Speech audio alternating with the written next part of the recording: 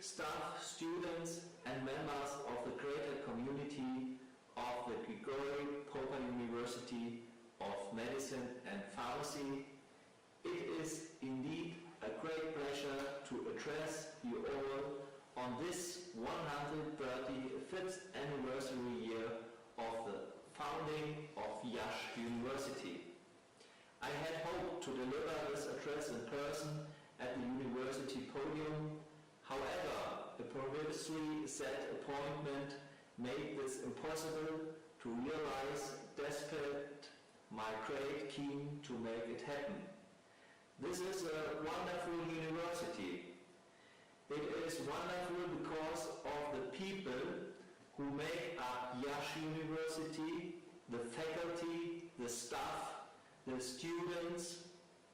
I am impressed to have known extraordinary groups of academic and administrative leaders who help run the university and help steer and guide it through many challenges in a very competitive European atmosphere. Therefore, I'd like to acknowledge the deans and department chairs who are here today and who are the helm guiding their respective divisions and departments. Usually 135 years are considered to represent a lifetime. This is not true for the Iasi Medical School, which, for good reason, is considered to be in its prime, fully developing with present and future plans that are well designed and solid.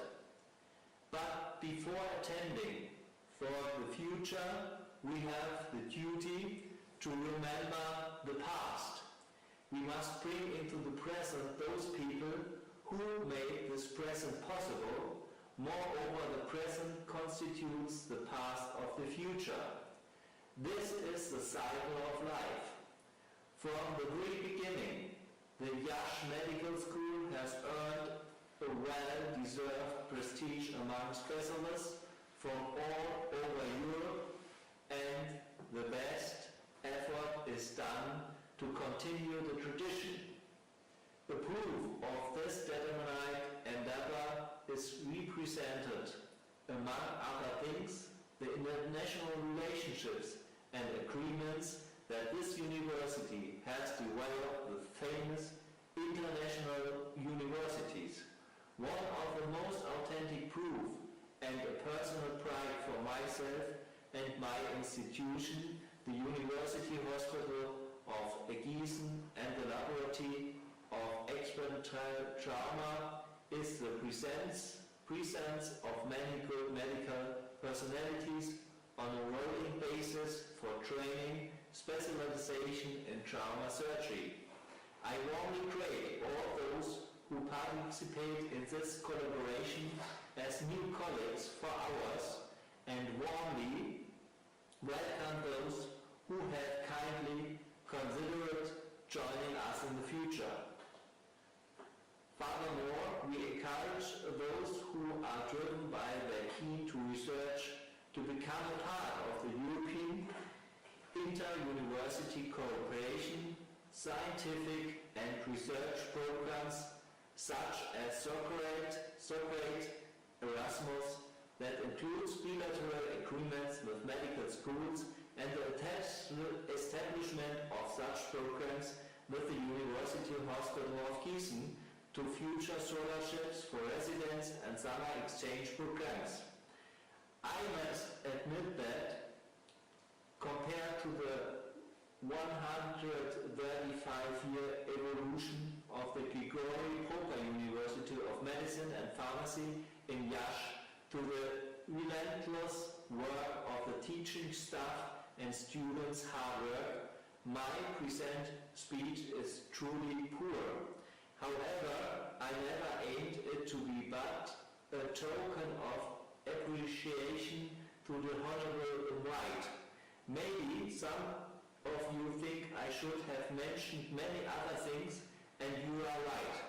However, above all, it's meant for me today only to point out that the successful pre-disease is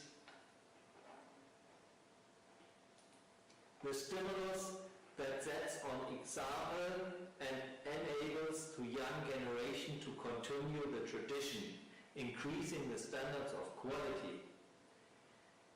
As a physician, I realized that a great portion of the world is experiencing an immense epidemiologic transition. Many national economics across the globe have developed. We have seen dramatic changes in life expectancy, quality of life, urbanization, access to healthcare, and consumption habits. These changes have brought an equally dramatic transformation in the patterns of disease and disability, resulting in a new and growing epidemic.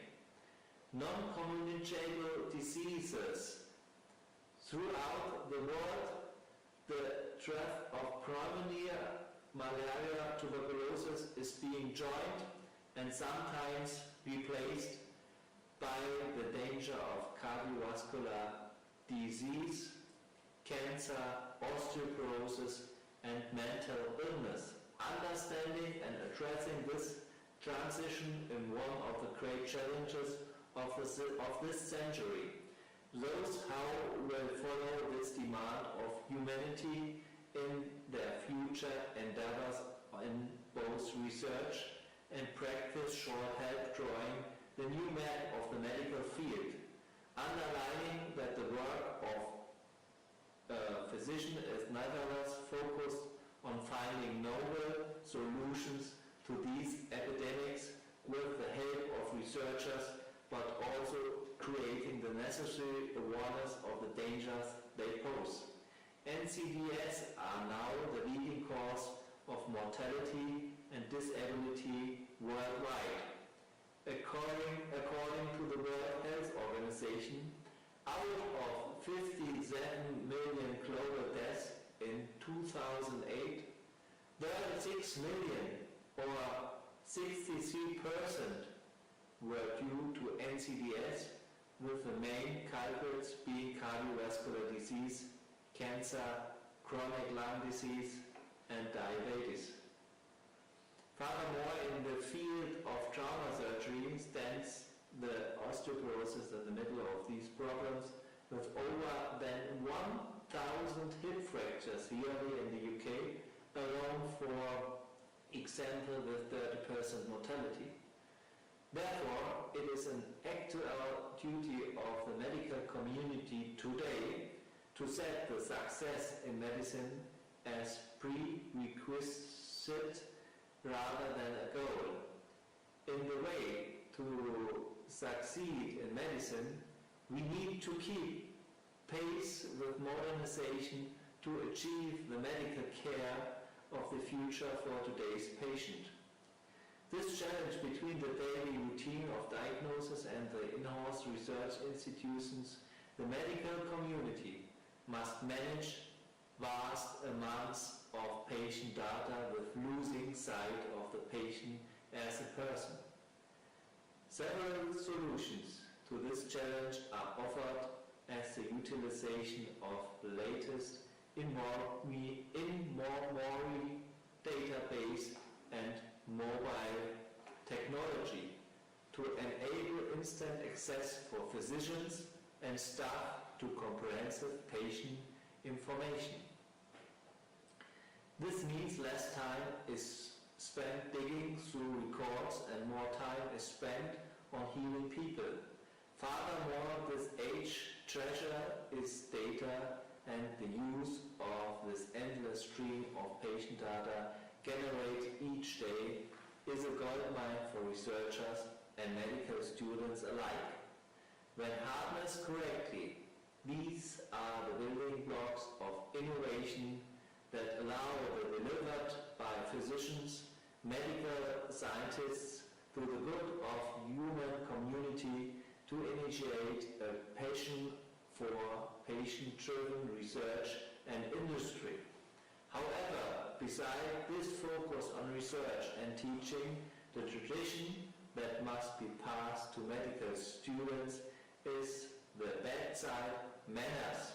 Students and young physicians should not only learn to navigate physician-patient relationships, but also find ample opportunity to innovate new ways to improve the patient experience and physician rapport. The main challenge in the medical application today is still data mining. Instead of spending time working on a queue and with over 500,000 data points per patient, cancer research had to screen piles of paper-based medical records to find the right patients for clinical trials. Technology plays a crucial role in the evolution of the modern medical sector, from the surgical tools and the techniques of the early 1800s to the minimal invasive laparoscopic methods of today.